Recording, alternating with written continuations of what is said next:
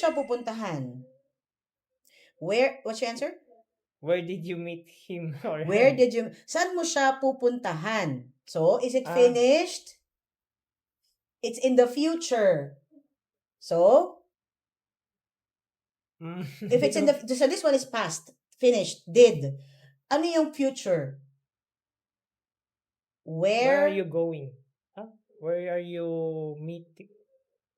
Where's your meeting? Like, don't forget. If it's in the future siya. Ito, tapos na eh. Past tense to. Past tense, diba? Past tense. So, wrong. Eh, pupuntahan. So, ibig sabihin, future pa lang. So, ano yung word?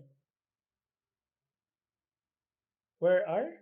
Or where do? Where will. Will is like, Diba? Future will. Parang, where will you go tomorrow? Will. Don't forget, will. Okay? So, where will you meet him? I don't know how to use that word. Okay. Don't worry. We will talk about will, are, did, do, mga ganyan in the future. Okay? But don't forget, will is for the future. Okay? All right, next. Saan mo makikita to? What's your answer? Where did you find this? Where did you find this? Yes, can be. Where did you find? Saan mo makikita to? Where did you find? Yes. Okay. Next, 5. Saan ka magaling?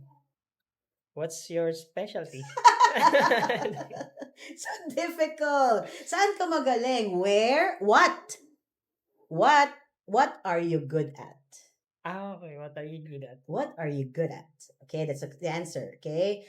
What are you good at? Next.